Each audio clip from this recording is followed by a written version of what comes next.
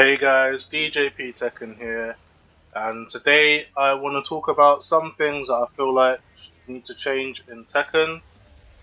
It's not that I feel any need. I mean, things need to change in Tekken. Let's be real. Season 2 was a big failure. I'm not going to go into all of that. I'm sure you guys are already fully aware of what's going on regarding Tekken right now, so I'm not going to add more fuel to the fire. However, I'm going to come with constructive ideas that I feel will help um, alleviate some of the problems we have in Tekken.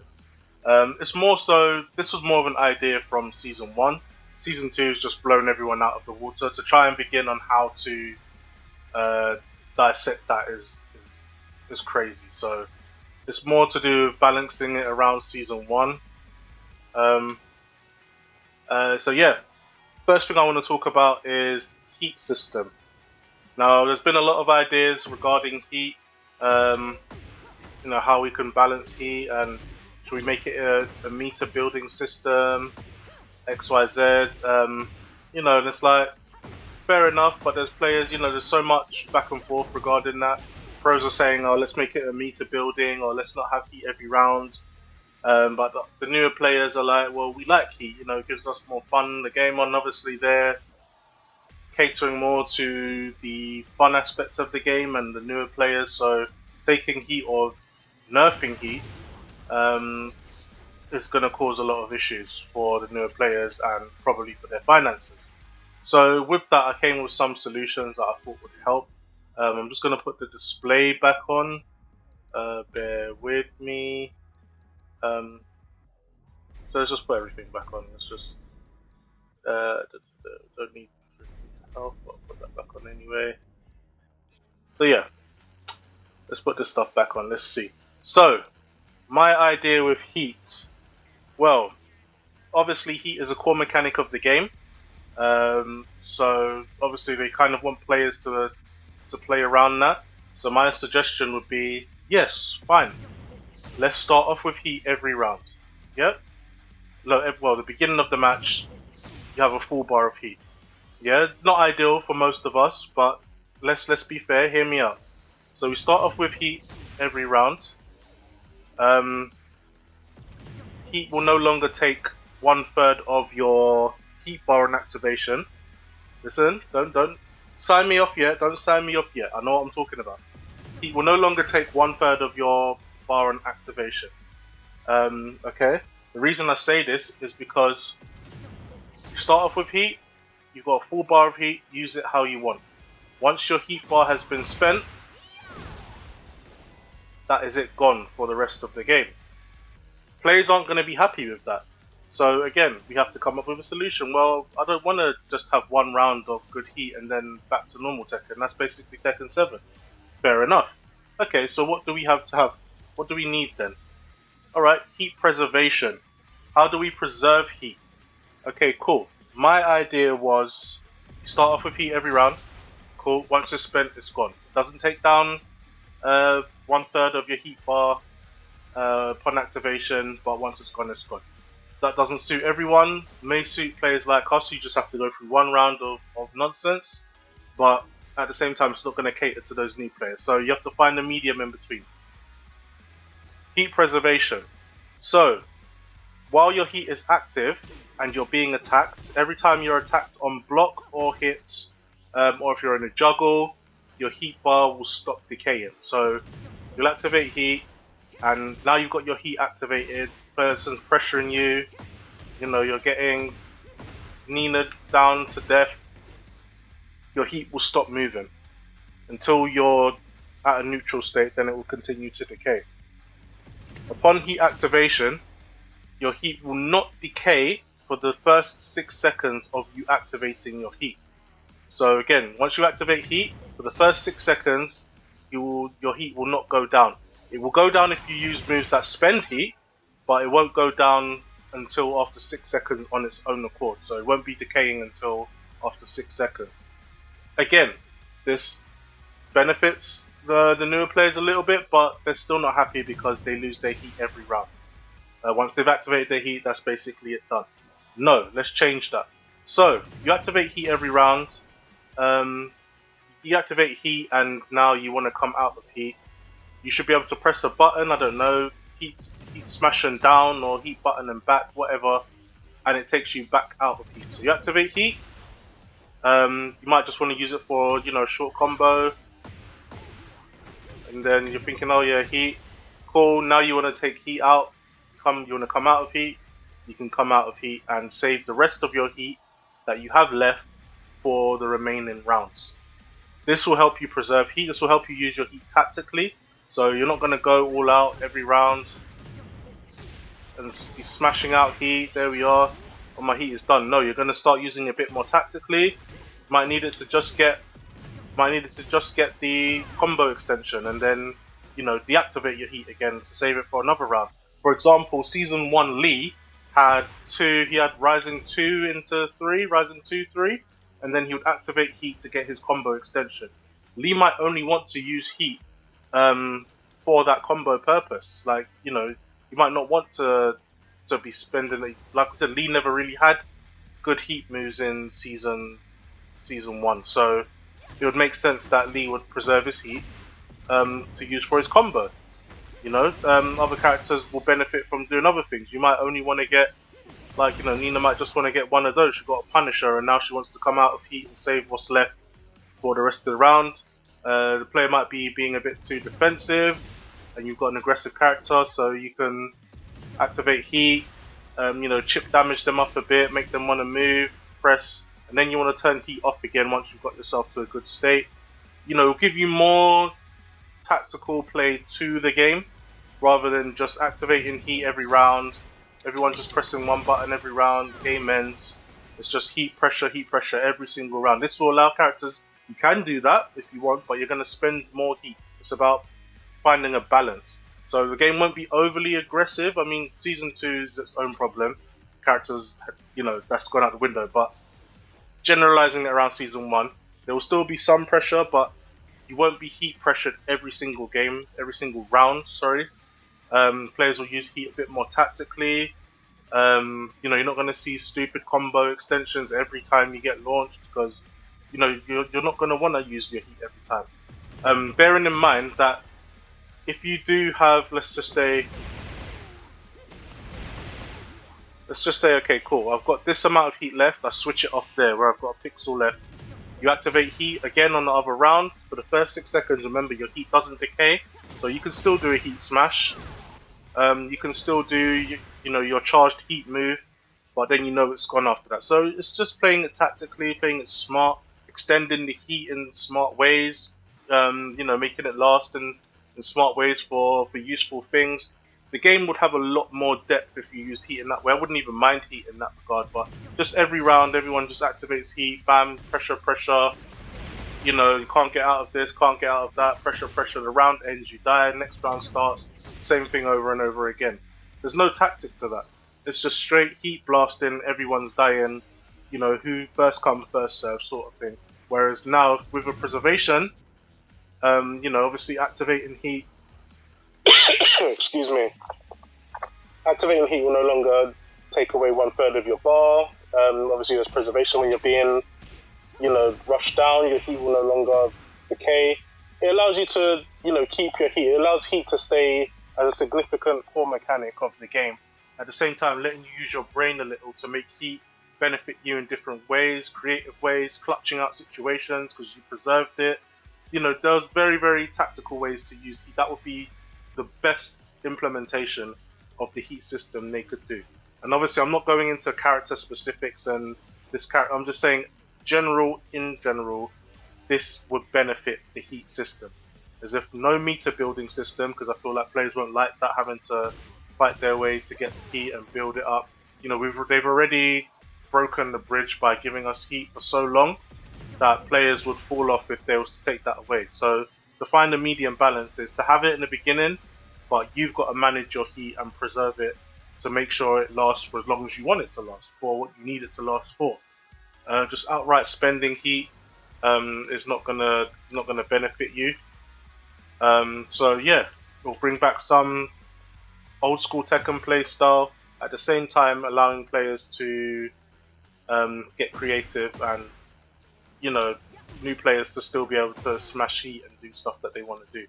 Also, there's enough one button mechanics in the game. Like, we've got the activation, then you've got heat smash, you've got power crush, you've got rage art.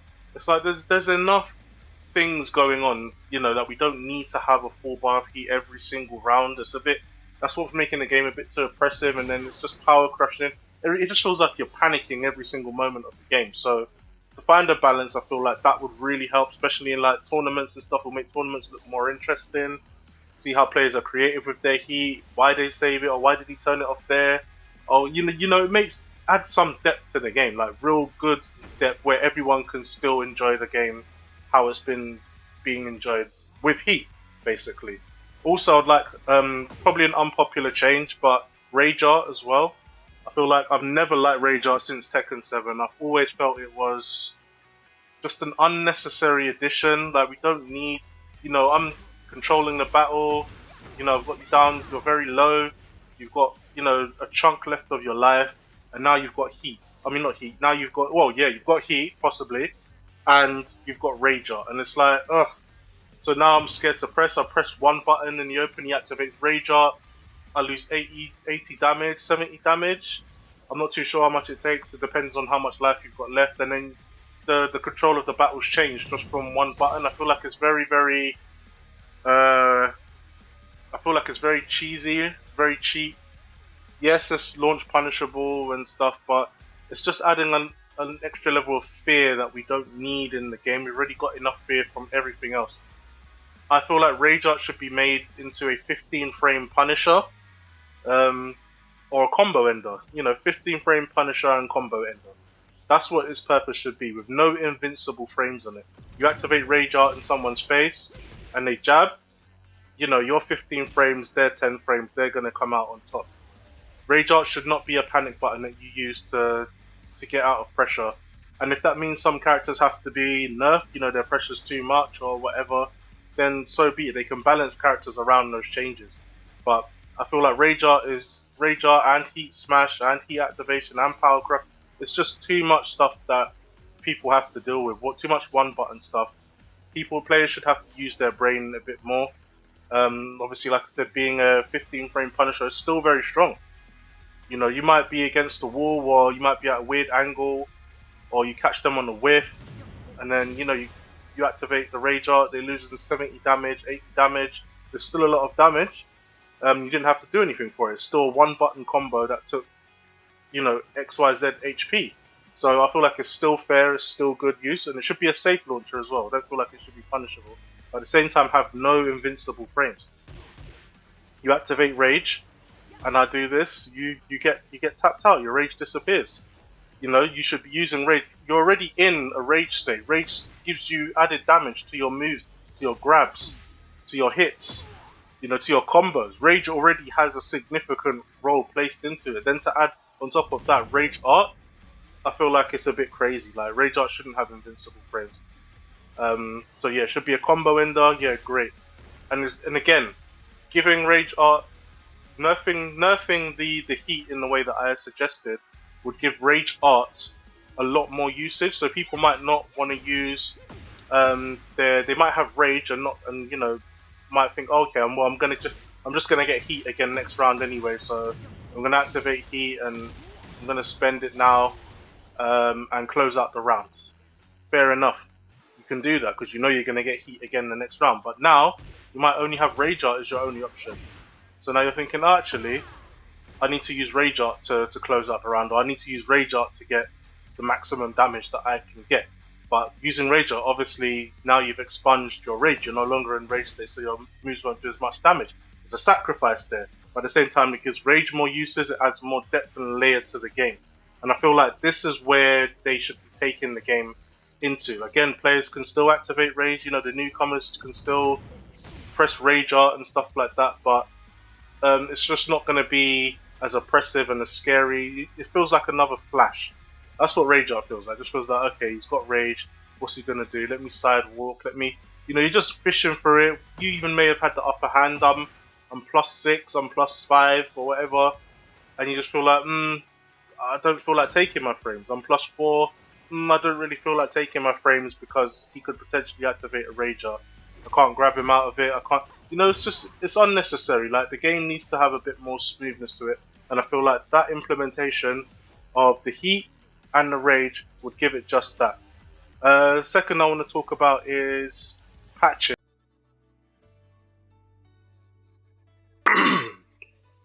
So patching the game. How should they go about balancing and patching the game? Well, I have a few suggestions. My first one would be they should create a beta space or beta match space. And another additional mode here. So let's just say this just says player beta match here. All the ideas you can just press triangle on it, for example, and it will bring up the patch notes for this beta patch that's just in this mode here. And you'll look inside and you'll say, you know, jacks 1+2 up forward 2. It will give you a patch note list. Excuse me. It'll give you a patch note of what's inside, what type of games you'll be playing. So, you know, like for example, let's just say Season 2 was this patch note here. Players could go in, they could play it, say, nah, that's trash, no, that's great, this is good, this is bad, and obviously leave feedback. Obviously, basing it on Season 2, players will go in there, say this was trash, and not want to play it again. That's not enough feedback for the devs in order to make it successful. So they need to give us an incentive, i.e. cosmetics. You play, you get cosmetics, you get coins, so you can buy cosmetics. You know, they give you some reward for playing this patch, this beta here, and giving feedback. Yeah, obviously it'll be based on, obviously they can separate it to like with ranks and stuff like that. They can see what level of players are saying what. Obviously we get rewarded for playing trash, so let's just say this was Season 2. You know, we've been grinding out, I don't know, a few hours or days or whatever playing this to see what the potential would be if this was added into the game. Everyone could immediately say, nah, this isn't going to work, this is too much. And before they release it into a new patch, they can go and rework it, they can come back and put it in again. They could make this like a beta test for a week. I got this idea from Overwatch. They used to do this with their beta test. Overwatch was really good with that. And you'll see what's potentially coming into the main game before it does. So before you ruin our game or before you make our game great, let's see what you guys think of it. It could be their little playground to see what they want to put in the game. So they might want to try new stuff with Leo or, you know, just a few new things. It's their playground. Players go in, they play, they say, okay, yeah, no, I love this. This isn't great, or we're thinking of putting this in there. You can test it all out here without affecting the main game. We'll still have our quick match and our own. Players might think, actually, I don't care about your stupid coins or whatever. I'm not playing this junk because that's just too bad. It's too bad. They can go back and play their normal matches without being interrupted by what they're thinking of putting in the game here. This is their patch, and we're not doing, like I said, there was no arcade. There's no other areas of testing other than the beta test we had in the beginning, but if you have a beta test space where players can come and just play, then again, they can come here, they can get rewarded for it, it doesn't affect the main game, you guys can they can see what's going on here, players won't even bash you as much, they might be thinking, you know, this is Season 2 here, let's just say it's a Season 2 patch, oh, no way we're playing with that, that's crazy, look, you know, videos will come out, they'll be like, okay, cool, we're not going to put that in the game, they can rework it, before you destroy the actual game here. So I feel like having a beta test space would absolutely be phenomenal. And I mean, I don't know how hard it is to develop or put it in there, but I feel like you guys need to put it in there because it's definitely going to help with making this game good. Players wouldn't be quitting, they'll be like, you know what, no, we're not playing that, we can just go and play the normal regular Tekken that we've been playing. So having a developer space or beta space where players can go play, test it out, leave feedback, get rewards for it, perfect. That will solve their patching and balancing issues. Also, I feel like when they are balancing and making these characters, they need to be speaking to the players who actually play the character. So let's just say, for example, I use Nina. Just put a costume, and yeah, let's go with John. Let's go with unknown. So yeah, I'm Nina and John main, I've been playing whatever, blah blah blah. They're thinking, okay, cool. In their Reddits or their Twitters, wherever they do their patch, their Tekken topics, maybe Discord would be the best place for this. You've got the section for each character, and in each character you say, you ask the community, or you hire someone that goes out and speaks to the community. Like, for example, if it's Nina, you're gonna want to speak to George, you're gonna want to speak to Arslan, or if it's like for Jack, for example, you're gonna want to speak to Anakin, Joey Fury, Brian. You're gonna want to talk to Nee. You're gonna want to talk to the players who know what they're talking about. And obviously, you need a group of players. You need multiple players coming together, and then you need to find a common denominator. They're saying, okay, this move is bugged, it's not working properly, or this move needs more. And if everyone's saying that, or every Nina player is saying that this move is bad, or this move is too OP, whatever, then they need to make changes based upon that. You're then balancing it around what actual players are saying is going. Players that have played the character and know the character better than the developers do, that know the flaws. They put hours and hours and months and years into these characters that they're playing, and they know the characters better than you do. The developers aren't winning tournaments. The developers aren't the highest in the ranks. It's the players that are the ones it's the consumers that are the ones that's doing it. So you need to listen to them when they give you the feedback on what the characters need to be changing. There's no point in the developers balancing a character saying, oh yeah, okay, Nina doesn't need that to be a launch no more, this doesn't need that, but yeah, she needs this forward +6 on block move that can lead into 50-50 mix-ups you can't get out of. But like, no one said Nina needs that. As much as I love this move, no one said we need that. We don't need that. No one asked for that. You need to be speaking to the players that play the game. As if this was my game and I wanted to make it great, or and I know players have been playing my game for years, I say, okay guys, what does this character need? There's a specialist for each character that can tell you exactly what's wrong and right with the character. And if you go with a majority of them, and you have a set Discord server or whatever, or discussion thread dedicated to those characters, then you could easily go in there and see, okay, cool, this is what they're saying about this character, this is what needs to be changed for this character.